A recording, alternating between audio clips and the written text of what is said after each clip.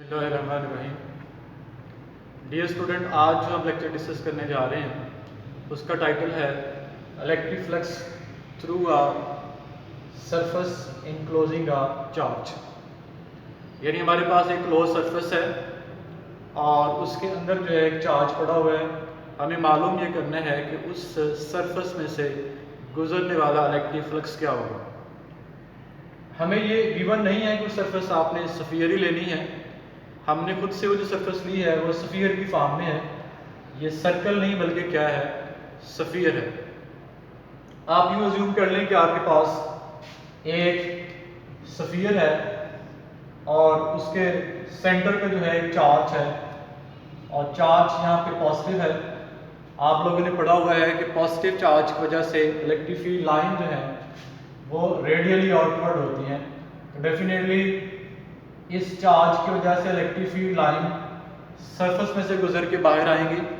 वो जो electric field line surface में से गुजर के बाहर आ रही हैं वही बेसिकली यहाँ इलेक्ट्रिक फ्लक्स है।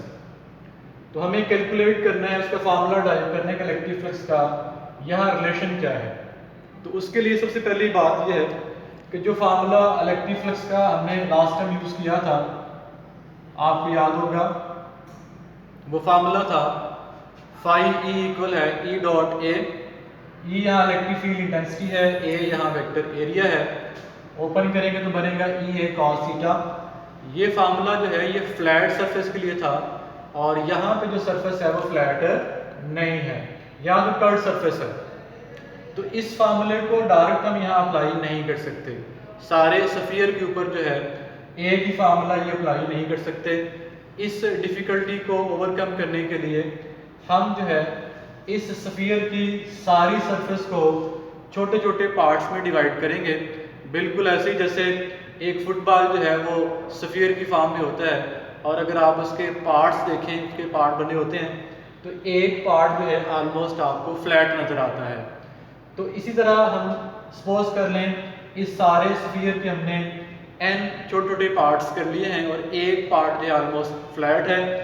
तो हम क्या करेंगे, हर फ्लैट पार्ट का अलग अलग इलेक्ट्रिक फ्लक्स मालूम करेंगे और टोटल के लिए सबको जो है वो ऐड कर लेंगे। तो टोटल इलेक्ट्रिक फ्लक्स जो है मालूम करने के लिए सबसे पहला स्टेप क्या करना है, टोटल स्फीयर के n जो है एरिया एलिमेंट्स बनाने हैं। और ये जो एरिया एलिमेंट्स हैं इनमें से हर एक एरिया एलिमेंट जो है इतना छोटा है कि वो ऑलमोस्ट फ्लैट है। पहला एरिया एलिमेंट जो उसका एरिया डेल्टा ए1 ले लें, सेकंड का डेल्टा ए2 ले लें, थर्ड का delta A3 and so on. Last वाला जो है उसका एरिया एलिमेंट डेल्टा एन ले लें।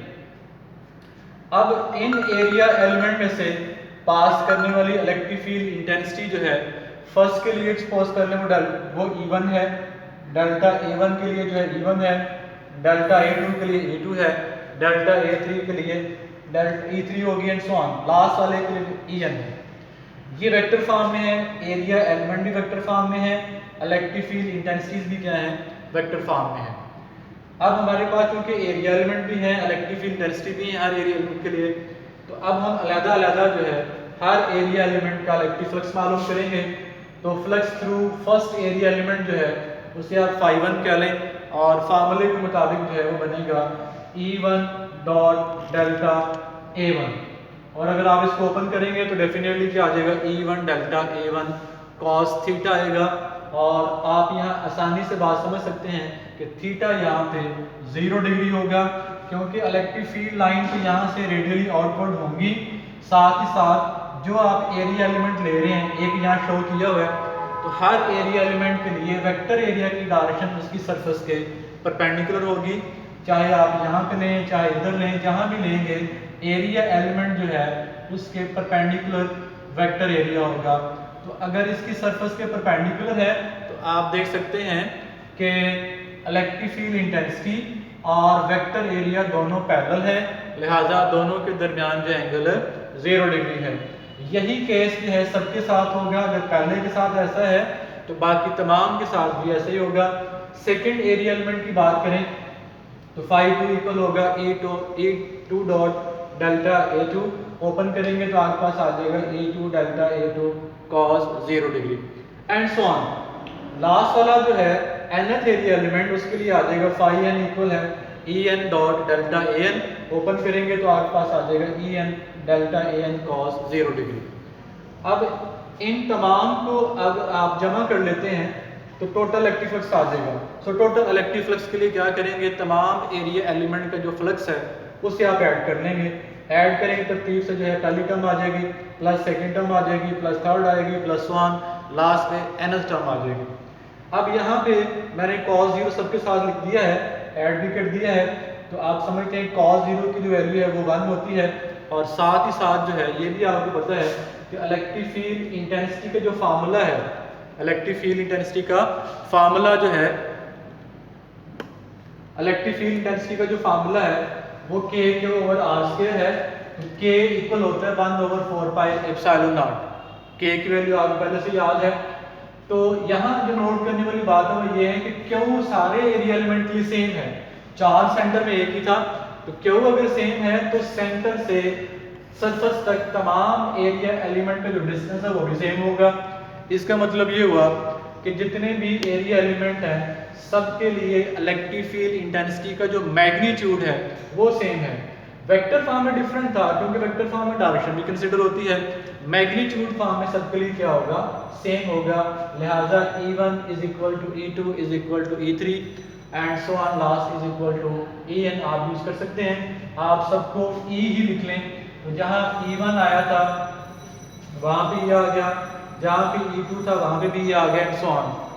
और दूसरा जहां जहां cos 0 था वहां मैंने 1 लिख दिया है। अब आप यहां से जो है E को कॉमन ले सकते हैं, E कॉमन लेंगे तो बाकी जो एरिया एलिमेंट्स थे वो सारे ऐड हो जाएंगे। और जैसे हमने टोटल सरफेस को जो है छोटे छोटे पार्ट्स में डिवाइड किया था, वैसे ही अब उन तमाम छोटे पार्ट्स को ऐड करेंगे तो उसी सरफेस का टोटल एरिया आ जाएगा। लिहाजा डेल्टा A1 से लेकर डेल्टा AN तक जो है जितने एरिया एलिमेंट हैं इनको ऐड करें तो आपके पास आ जाएगा total surface area of sphere. और स्फीयर का जो सरफेस एरिया होता है वो होता है 4 पाई आर स्क्वायर। यहाँ E की वैल्यू पुट कर दें 1/4 pi epsilon not Q by r square. तो आप देख सकते हैं कि 4 पाई आर स्क्वायर जो है 4 पाई आर स्क्वायर से कैंसिल हो जाएगा, बाकी रह जाएगा 1 by epsilon not into Q या Q divided by epsilon not. यही हमारे पास टोटल आंसर आ जाएगा इलेक्ट्रिक फ्लक्स का, Q divided by epsilon not. ये फार्मूला बड़ा सिंपल सा है। इसमें जो मेन डिपेंडेंस आपको नजर आ रही है इलेक्ट्रिक फ्लक्स की वो चार्ज पे है। एप्सिलॉन नॉट तो कांस्टेंट है, तो अगर चार्ज बड़े साइज का होगा तो डेफिनेटली इलेक्ट्रिक फ्लक्स भी ज्यादा होगा। चार्ज अगर छोटे साइज का है तो इलेक्ट्रिक फ्लक्स जो है वो कम होगा। तो डिपेंडेंस जो है उसको मैंने अलग से भी मेंशन किया है। तो सबसे पहली बात ये है कि अगर उसी स्फीयर को उठा के किसी और सरफेस के अंदर रख दें तो स्फीयर के लिए या उस सरफेस के लिए जो है इलेक्ट्रिक फ्लक्स का आंसर सेम ही आएगा। उसकी वजह ये है कि इलेक्ट्रिक लाइंस ऑफ फोर्स जितनी स्फीयर में से पास कर रही हैं उतनी बाहर वाली सरफेस में से पास करेंगी, लिहाजा इलेक्ट्रिक फ्लक्स का आंसर सेम होगा। इसका मतलब क्या बनता है, इसका मतलब बनता है कि यहाँ इलेक्ट्रिक फ्लक्स की जो डिपेंडेंस है वो सरफेस की शेप पे नहीं है। स्फेरिकल सरफेस है कि आपने क्यूब ले लिया है या कोई और रैंडम सी सरफेस है, सरफेस की शेप पे इलेक्ट्रिक फ्लक्स यहाँ डिपेंड नहीं करता। डिपेंड इस पे करता है जो सरफेस के अंदर चार्ज है वो कितना है, उसका मैग्नीट्यूड क्या है, साइज क्या है, कौन सा चार्ज है। और दूसरा नेचर ऑफ मीडियम पर डिपेंड करता है कि चार्ज से लेके उस क्लोज सरफेस जो है जो भी आपने लिया स्फीयर लिया है तो स्फीयर की बाउंड्री के तक जो है दरमियान में मीडियम कौन सा है। तो फर्स्ट ऑफ ऑल डिपेंडेंस जो है चार्ज पे है और दूसरा नेचर ऑफ मीडियम पे है, यानी चार्ज से लेके बाउंड्री के तक जो है दरमियान में मीडियम कौन सा है। अगर एयर है, वैक्यूम है तो फिर तो फार्मूला यही होगा। अगर एयर और वैक्यूम के अलावा कोई और इंसुलेटिंग मीडियम है तो फिर फार्मूला चेंज हो जाएगा, फिर नीचे एप्सिलॉन नॉट के अलावा कुछ और भी आ सकता है। बहरहाल वो आपके सिलेबस में नहीं है, तो आपसे बस ये है कि आप लोग जो है ऑब्जेक्टिव के लिए वाज़ेह रखें कि इलेक्ट्रिक फ्लक्स की जो डिपेंडेंस है वो एक चार्ज पे है, दूसरा नेचर ऑफ मीडियम पे है। इंशाल्लाह अज़ीज़ जो है हम नेक्स्ट टाइम जो है अगला टॉपिक डिस्कस करेंगे, इसे आपने किस तरह से तैयार करना है।